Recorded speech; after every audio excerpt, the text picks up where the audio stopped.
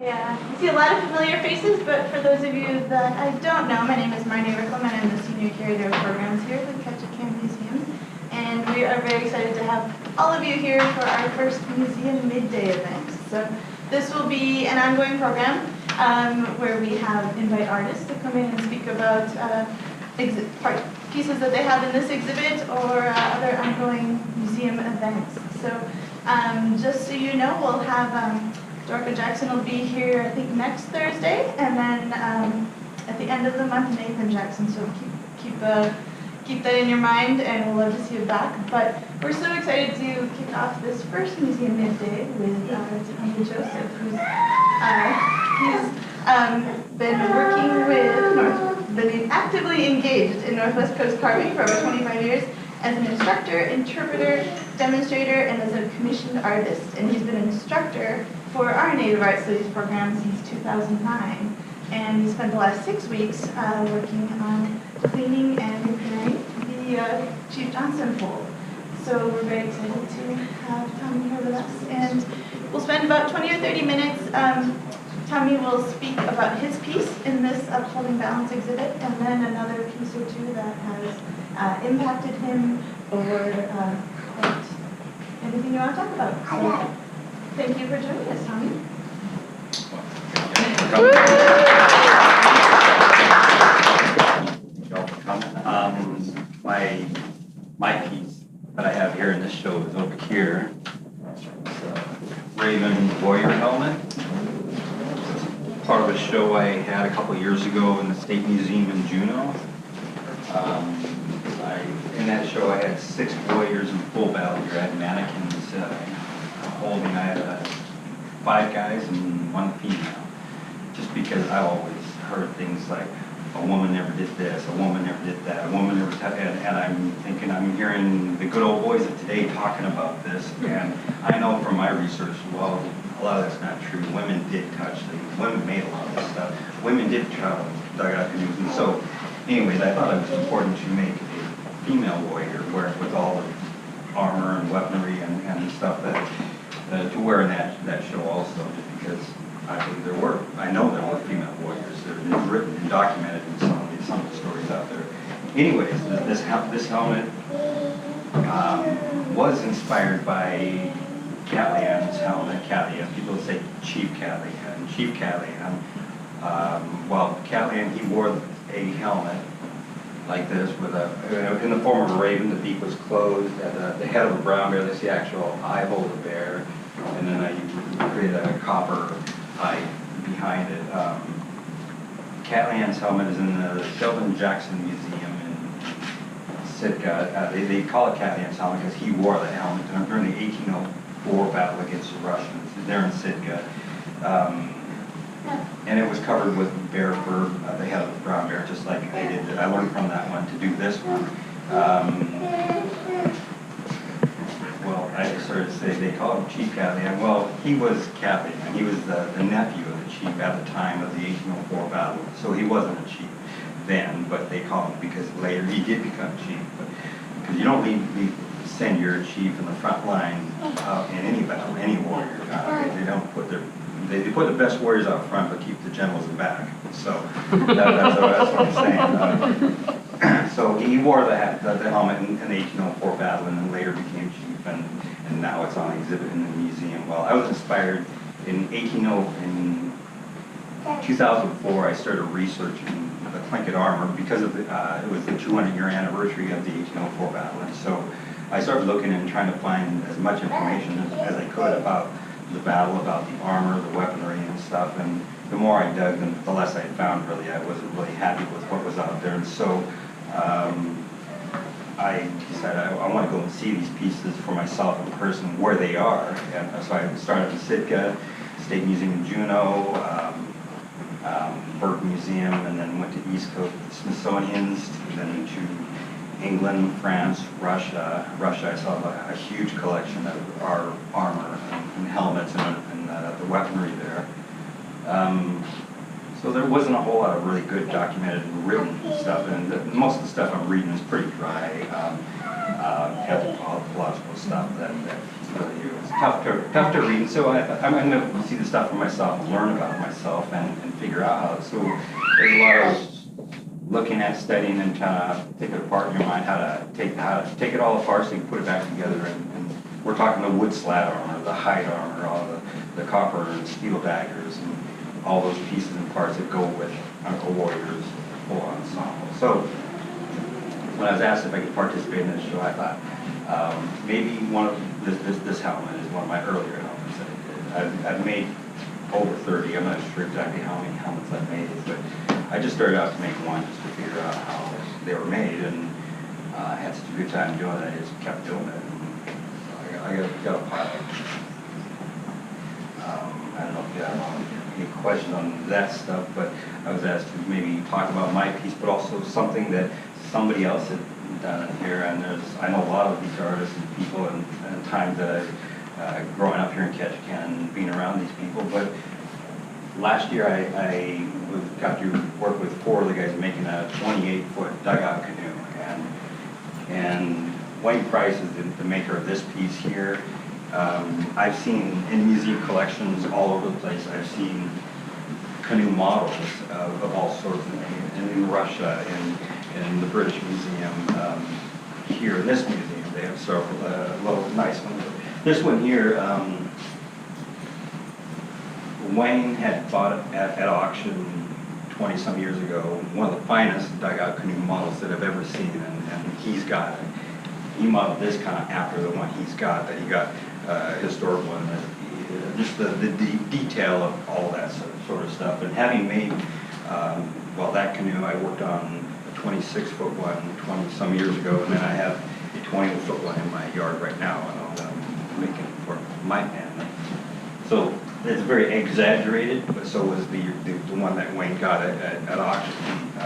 Very exaggerated, but all the detail, all the stuff's there for a steamed open dugout canoe.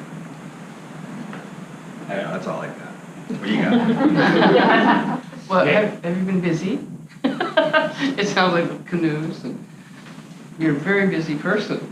There's always stuff to do, yes. Are those models, were those steamed open like that, or carved? My very first canoe model that I made was a 4-foot one that's in the Morehouse in Skagway, part of a national park there. I steamed it open because I figured that's what you got to do. I knew nothing about how to do it. I figured it out. But this one here, I know the one that the model he had was, I don't know if this one was or not. It was. Yeah. Yes. And a lot of artifacts were passed down through lineages and have a history behind them. For the helmet, would that have been created for Kathleen, or would it have been something that was? Most of the armor, the gear, they were created for the clan. It wasn't for one specific person, because your best warriors are going to get the best gear. They're the ones that go out and the front line with this stuff. Not every warrior had all the gear, but it wouldn't have been his. It would have been the clan's passed down in his house.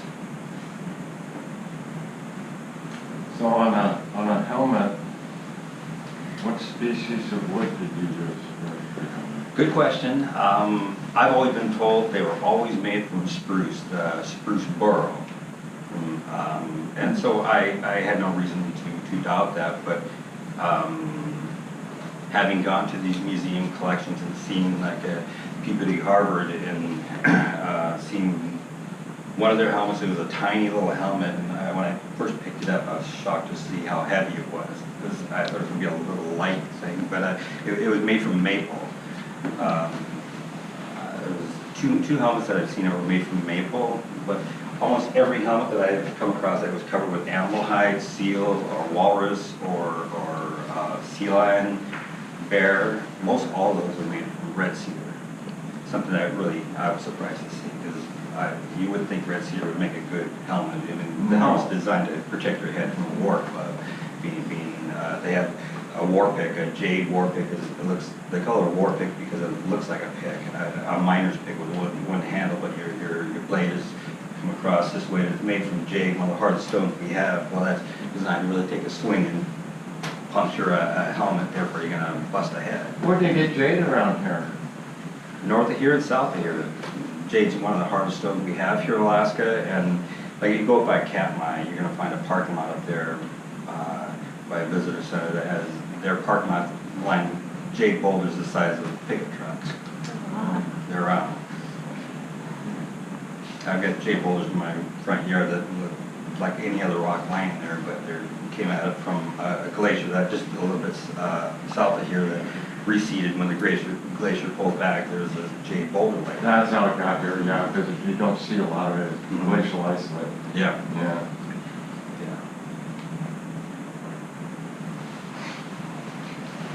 Yes. How do you choose the motif for the canoes? Is it usually by plan or? Who's the person that owns the boat? Who the people are? Who are you doing them for? Oh, okay. It's usually. Is it usually their lineage or like just a story associated or? Story, clan, who your people are. Okay. Oh, I was just gonna ask how heavy that was, that mask. This helmet? Yeah, the helmet started. Just a few pounds. Yeah, it's got a bit of weight. I mean, I carved that out of alder wood, a solid round of alder, and it's one of the thicker ones that I've made. It's got some weight to it, but when usually there's a skull cap inside there, fur on it still to protect your head between the wood, and because that bouncing around isn't gonna feel good. Yeah. What was that made of? Animal hide, fur, skin, deer, an old coat, I don't know, but Pretty intimate.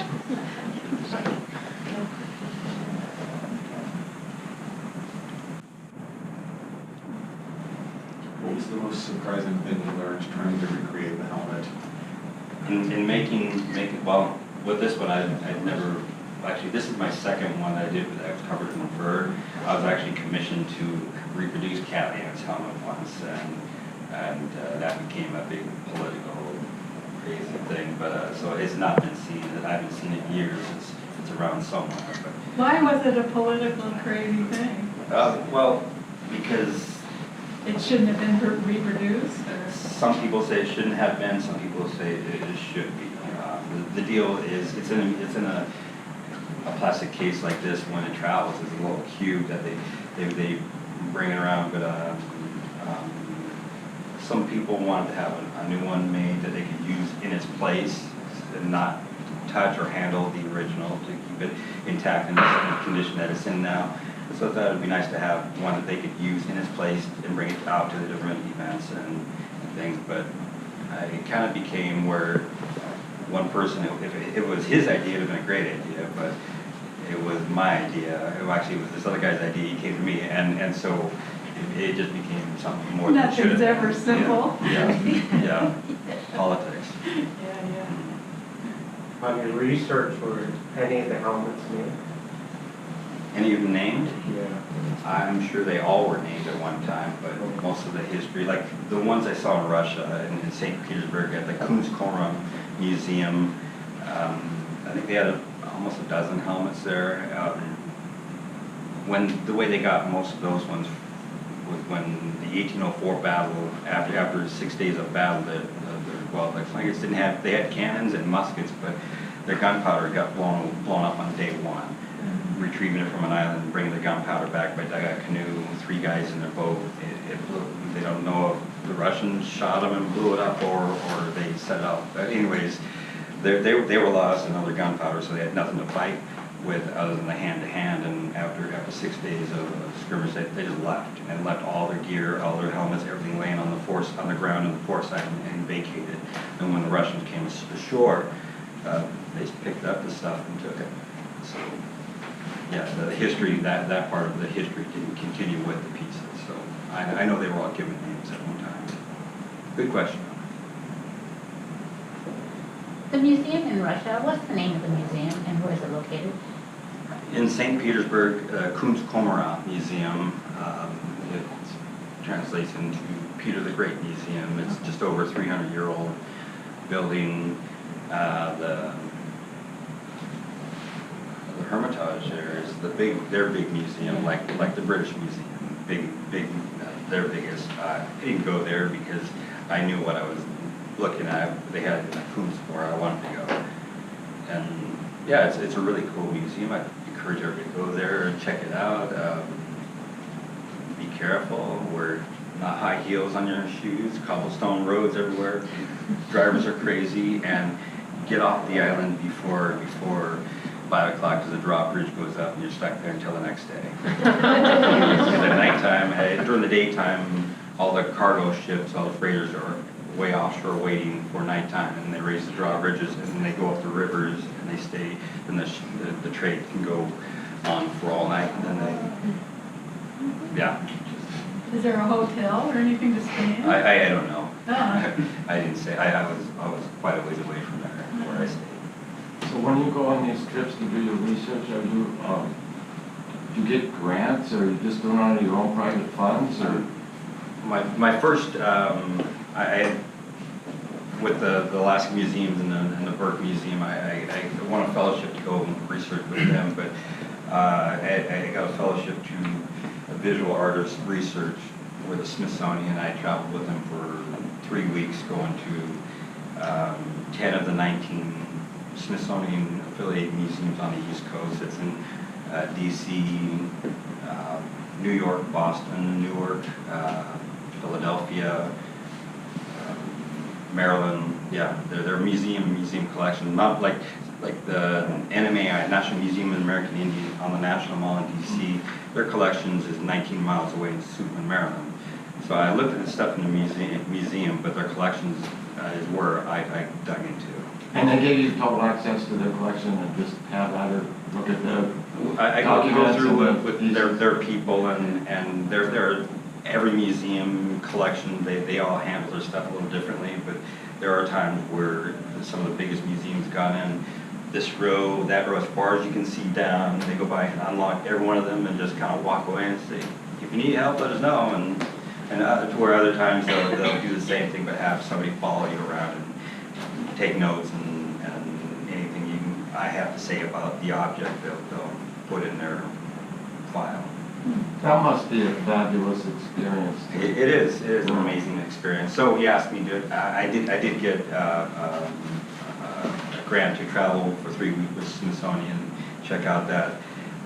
Directly after that, I went to a show I was working on in Philadelphia. After those 3 weeks with them, I got held up waiting for my Russian visa to come through, and I paid my way to England and France and then Russia, and along the way did about 17-foot total pole in the south of France on that trip also. It was a big,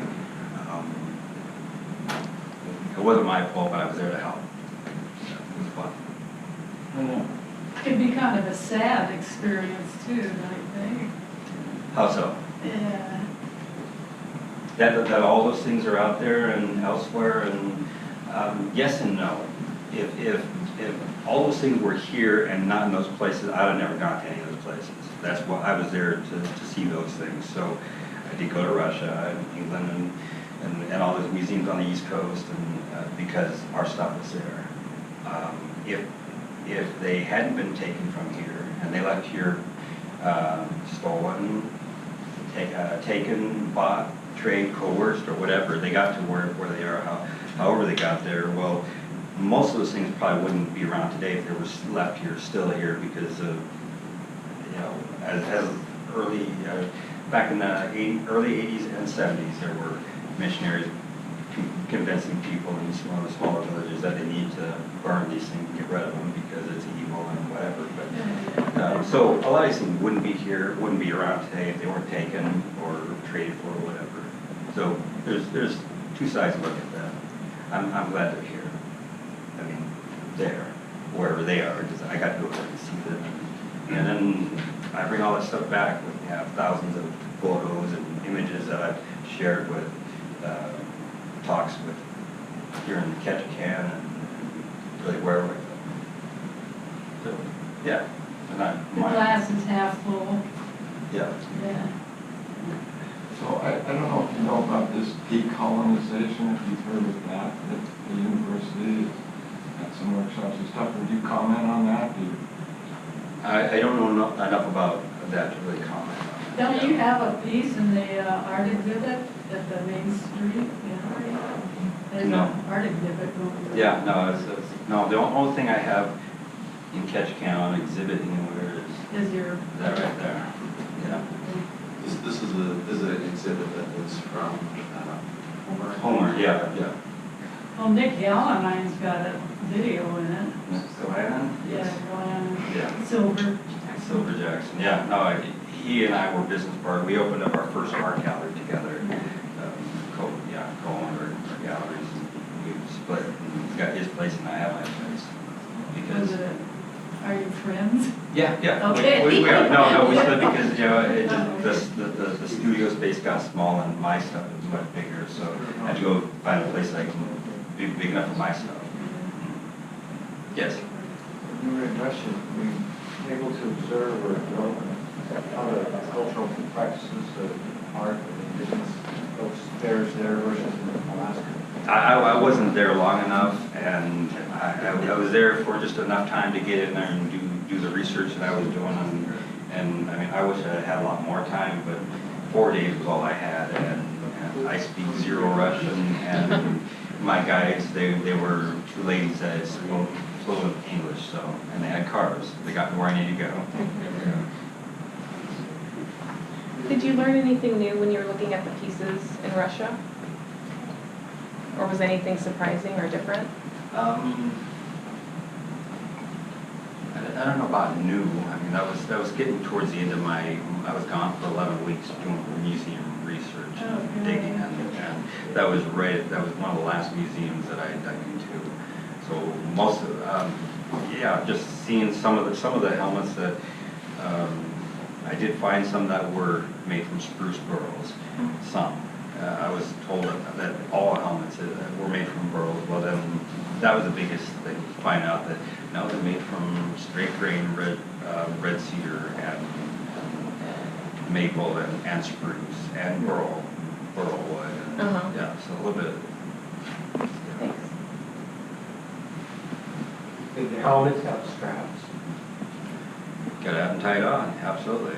You have, what you don't, you have a helmet and you have the bent collar, the collar covered the warrior's face. There was a loop and toggle on the back of the helmet and the collar, so they connect to the back there that served as a hinge, because when you're not in battle, it just lays here. And when you're going into battle, you put it up in your face, you bite onto the mouthpiece that's on the inside of the helmet, and since it's connected in the back, it just puts it right into the place where it needs to be, protecting your neck, your face, and there's a leather part that hangs down below underneath there that also protect your neck.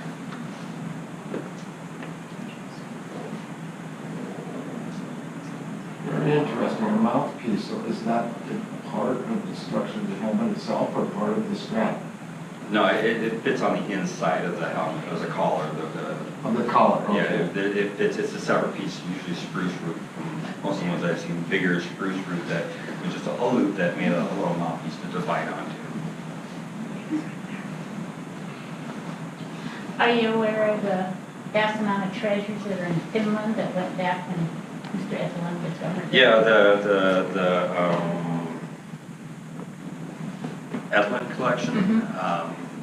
You know, the Ethelund collection, the original Ethelund collection went to the bottom of the ocean. But I thought they went back on 3 different ships and one ship sunk. Well, they did, with the main part of it, well, they went back, they went and collected the best of the best. After they got word that a lot of it was lost, they went back looking for the second best of the best. Oh. So, I didn't know that was the best. and north of Helsinki is where that's at. That's on my list of places to go, and yeah, I have places to go for the other half of the helmets that I have. There are 94 known warrior helmets out there in the world. When I started doing this, there were 91. They found a few more since I started. In any group of particular countries? Well, when I was, before I'd gone on to my trip, there was 91 known helmets. The 92nd one came up. It was in Connecticut, a lady that had lived in the house her entire life. She's inherited the house, and in her, I think she's in her early 80s now, but this helmet had sat on the shelf in her house forever. And then Fairfield Auction House, they do free appraisals 1 weekend out of the month, and she thought, I'm gonna bring this in and see what this is. And they showed it. They weren't really sure what they had. They knew they had something from Southeast Alaska, most likely. The way they found out what they had, they put it on eBay. They put it on eBay and marked it as a Tlingit, possibly Tsimshian wooden headdress. I saw it on there. I immediately researched and found out who they were, where they're from, got their phone numbers, their email address, and then I registered with them absentee. It was a 9-day listing. They had a starting bid at $5,000, estimated to go from $20,000 to $30,000 is what they estimated. But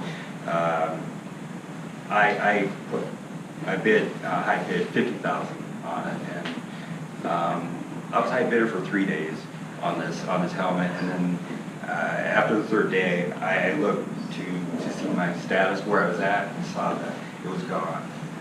And so I went to their auction house website and saw they have it relisted now. Now they have it listed as a Tlingit war helmet.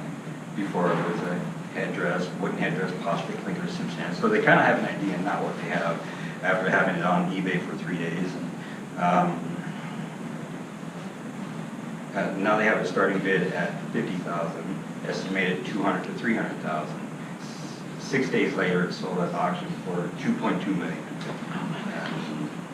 Who bought it? That's what I said. Well, if y'all have watched Antiques Roadshow, on there they have Antiques Roadshow with people from, they've had it for about 10 years now, people bringing in stuff from antiques, whatever they've had in their house, and try to get an appraisal and see what it is, if it's worth anything. And well, they have this guy named Donald Ellis on there that's, anytime they have anything Northwest Coast, they bring him in. He's their so-called Northwest Coast expert on anything Northwest Coast. Well, he does know his stuff, but he also has an exclusive art gallery in Canada and in New York, and he deals in Northwest Coast stuff. So he overappraises everything by lots, and to boost up his stuff, I guess. So, anyways, I called him up, and because I heard he might know who bought it, and he said, well, no, he said I didn't buy it, but I do know who did,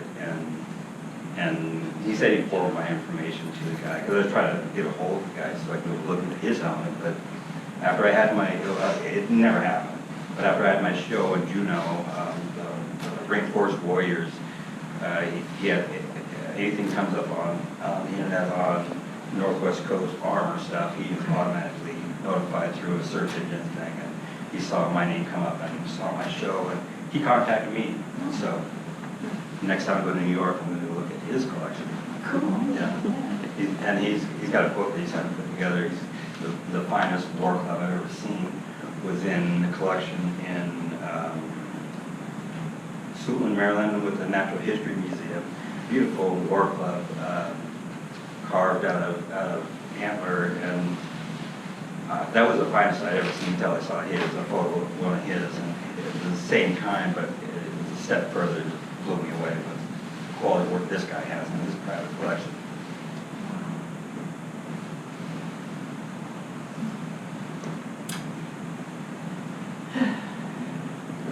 Any more questions?